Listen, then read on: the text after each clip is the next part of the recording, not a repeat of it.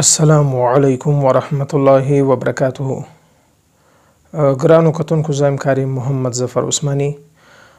یو وار بیا زستی په درانه خدمت کې حاضر شوم د قرآن مجید په متعلق باندې شایسته اوازونه کوم چې د قرآن مجید د پاره وضع شوي دي یا کوم قرآن کرام چې قرآن مجید وایي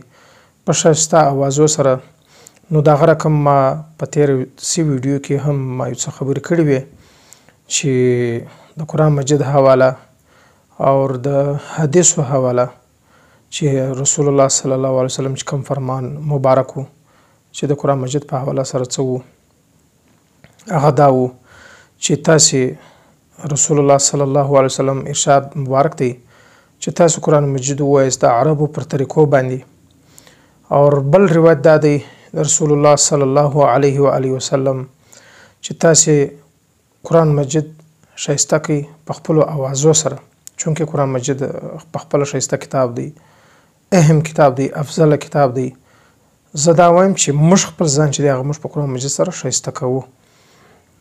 نو چونکه قرآن مجید چې دی هغه د انسانانو آواز دی چې کوم سړی سره کوم وایي دا د آواز دی الله پاک ورکړی دی که څوک ښکاره دی که پټ دی که پر میډیا باندې دی که پر میډیا نه دی که په درس و تدریس په مدرسو کې دی نو هغوی هم دغه خدمت روان کړی دی نو موږ چاته دا نسو ویلی چې بایسته اواز خوند کوي یا نه کوي ولې هر مسلمان کوشش کوي چې مطلب قرآن مجید دی وایي د محبت نو که چیرې موږ چاته داسې خبره وکړو نو د هغه قرآن مجید سره محبت کمیږي لهذا موږ به د خلکو یا د قرآن مجید چې کوم پر ګران دی ګرانولو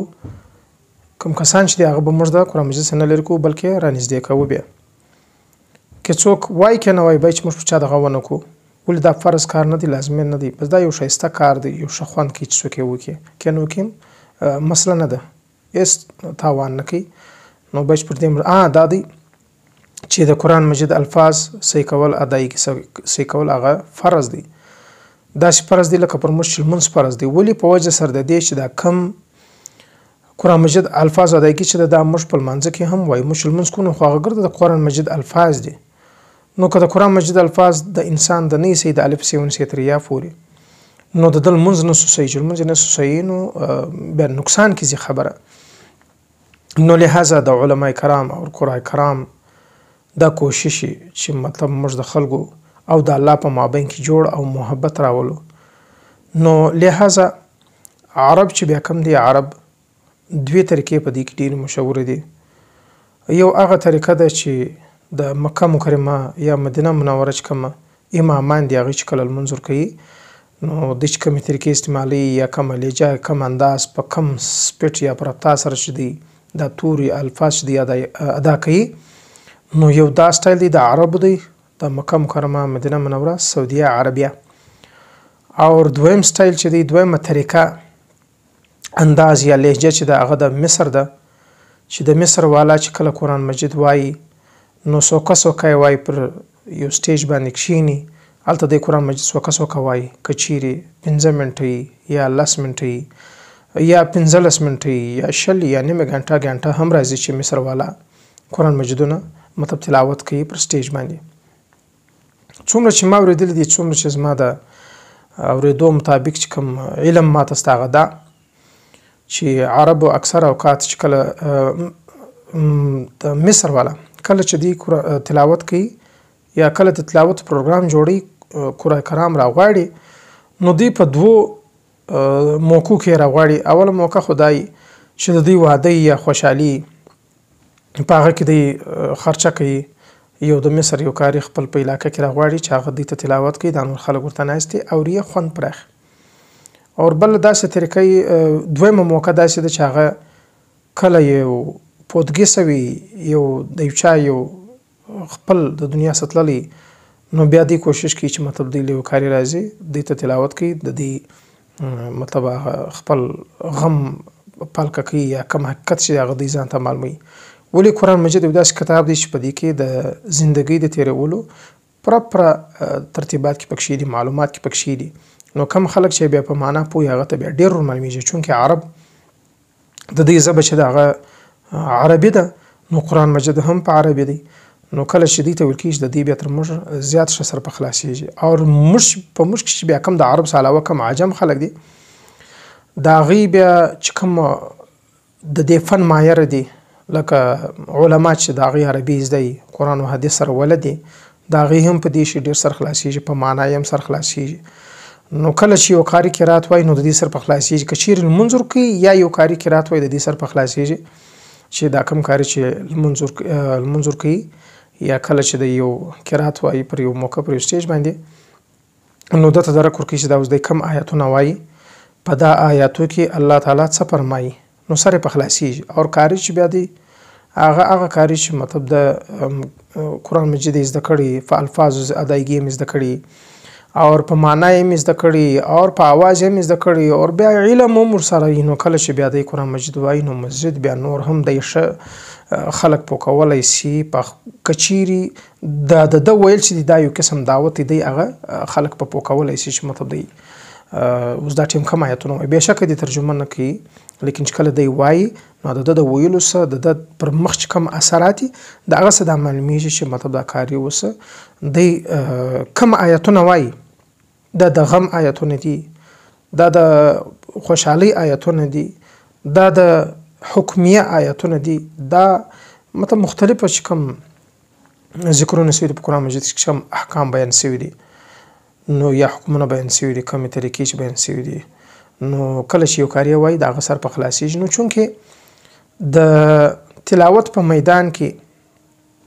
اووه طریقې چې د هغه ډېر مشهوره دي چې دوه لفظ دي او په دې کې اووه توري راځي صنع بسحرک صنع بسحرک صنع بسحرک تی ته به دلته لیکلي تی ته به معلومیږي نو د هغه دوه لفظ چې دي دا ته یې وګورئ صنع بسحرک په دې کې په اول لفظ کې درې توري دي صاد نون عین او بیا د دې بعد په پسې چې کم توري دي په هغه کې بیا پنځه توري دي نو څلور توري دي پنځه هغه سو درې آیه سو نو صنع بسحرک تقریبا اته لهجه راځي معذرت غواړم ډېر نو بسحرک کې با سین ها را کاف چونکه دا پنځمه لهجه خو نو پنځمه لهجه اور یعنی دا په دا دویم لفظ کې کوم حرف کاف دی دا چې دی دا تقریبا بعد کې چې دا لهجه مشهور سو نو د دې سره ولګېدله خو په اصل کې مشهوره اووه لهجې دي صنع بالسحر صنع بالسحر درې د اول توري سو اور څلور دا بل سو. نو چونکې د وخت سره سات چې کله د دوی لهجې ورسره اضافې سولې په دې کې یو لهجه کرد لهجه ده او دویمه لهجه چې ده هغه د جهارکا لهجه چې ده دا بیا بعد کې په دې کې ورسره ګډ سوي دي ګډون یې سوي دي قرآن کرام ورسره ګډ کړي دي نو چونکې دا مشهوره لهجې چې دي ودي او دوی بیا بعد کې اضافه سوي دي. اوس دا شیان خو نو د وخت سره روانو خو چونکې تر موږ ته پورې چې کله دا شیان راتلل نو په دې کې ډېر ټایم ولګېدی بیا خاص کر چې جدیدیت رالی اوس د عربو طریقې چې دی هغه په دې وجې اکثره زموږ خلک موږ په معاشره کې ورته ګورو هغوی د لمانځه کومه د ویلو طریقه چې د کوم چې قرات کې ویل کېږي د سهار وختي په لمانځه کې چې کوم قرات ویل کېږي په اواز سره او کوم رفتار سره او د ماښام کوم لمونځ چې یو عالم ورکوي یا د ماخستن لمونځ چې ورکوي په جومات په جمع سره نو په دې کې چې کوم دی رفتار او کوم اواز د استعمالوي د دې سره زموږ اکثره علما او حافظان چې دی هغه ورسره ولد دي شناخته لهجه ده وجه چې شته چې د دې سره موږ د وخت سره مشناخته هر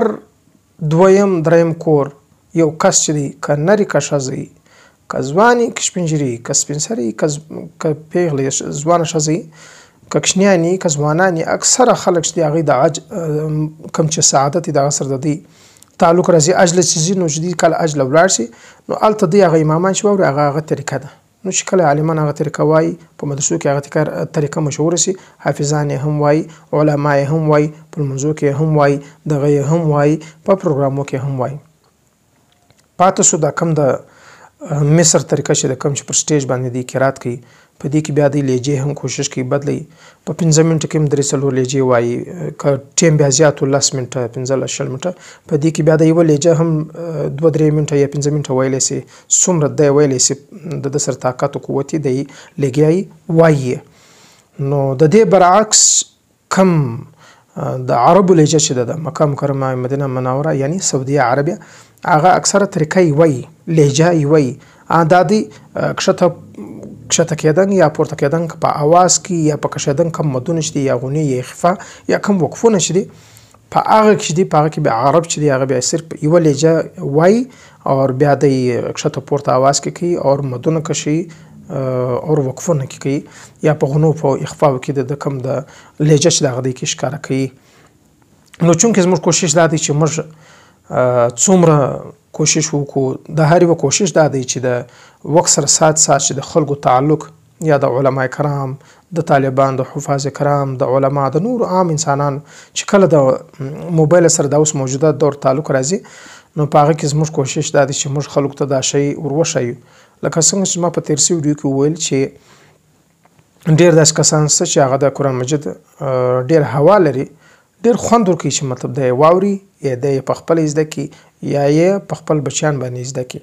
نو د دې ویل ورښول دا فایده لري چې کله زه یو ویډیو جوړوم زما مقصد دا دی چې په دې کې زیات سے زیات خلکو مخ ته دا شی راسي چې دوی په پوه شي او دوی واوري چې کله یې واورېدل نو دا به طور دعوت الله تعالی د موږ څخه قبول کړي. نو موږ دعا هم ده چې الله پاک موږ د دین کار واخلي زموږ دا کار ستا په لار کې قبول کړي او یا پروردګار موږ ته اخلاص را نصیب کړي په دا کار کې ولې چونکې دا یو دی کار دی چې کله انسان په هر کار کې روان شي خاص کر بیا مسلمان نو د دستی د شیطان حمله یې هغه بیا کوشش کوي وکار ته نه لکه نه اخلاص ته پرېږدي نه وکار ته پرېږدي کې وکار ته پرېږدي بیا ته اخلاص یې نشته کې. نو لحاظ زموږ کوشش دا دی چې موږ مطلب موږ دواړه شیان ایله نه کوو چې مطلب دا کار هم مخ ته جاري وساتو او د مطلب اخلاص هم د موږ سره سره وي. ولې اخلاص یو داسې شی دی چې هغه انسان خپل منزل مقصود ته رسي چې کوم د خواهش د کوم شی غواړي الله پاک هغه ته د رسي. بیا د قرآن مجید یو د عظیم دین اسلام یو د کار دی چې په دې کې د انسان په کولو سره د دواړو جهانو کامیابی انسان ته حاصلیږي په دې دنیا کې هم کامیابی ورته حاصلیږي په هغه دنیا کې هم کامیابی ورته حاصلیږي. په دې دنیا کې دا کامیابی د چونکې پیسې نه سرمایه نه خو دا دی چې مطلب هغه خلک چې دی بیا ته د قرآن مجید د وجې د مسلمانۍ د وجې د انسانیت د وجې ته په ښه نظر باندې ګوري نو دا ډېر غټ د سعادت خبره زموږ لپاره ډېر د فخر خبره ده. نو چونکې لکه څنګه چې ما درته ویلې چې صنع بالسحر دا یو و توري او نه توري دي و مشهور دي دوه بیا بعد کې په ګډ سوي دي. نو چونکې دا لهجې چې د فلحال مشهور دي زموږ په معاشره کې نو مزید موږ پر دې نور هم کار کوو انشاءالله بیا به باقاعده که خیر انشاءالله لهجې بیا زه وایم پر دې باندې څوکه به ویډیو جوړو. نو زه دا امید لرم ستاسو چې کوم خبرې ما وکړې په دې بستې سر خلاصوي نو ما ته هم دعا وکړئ زه به دوی ته دعا کوم ما ته تر را روانې ویډیو پورې تر بل ویډیو پورې چې انشاءالله الله پاک به بیا موږ ته انشاءالله ملاقات وکړي. نو کوشش وکړئ چې دا زما کوم یوټیوب آی ډي چې ده هغه په انګریزي کې د قاري محمد ظفر عثماني په نامه ده. تاسې زما ویډیو کتلی زما یوټیوب چینل چیکولی سئ کتلی سئ چې په دې کې ما مخکې ویډیو جوړې کړي دي. او بله خبره هم دا درته کوله بیا یې درته کوم چې کله موږ هر وخت یو کوچني ویډیو لکو یا غټه هر څه چې په دې کې زموږ سره د استادانو نګراني خامخا یي هغه پر موږ باندې پام کوي موږ ته ښوونه کوي. نو مزید انشاءالله بیا په بل ویډیو کې ملاقات سره کوو تر هغو پورې ماته اجازت راکړئ. السلام علیکم ورحمة الله وبرکاته.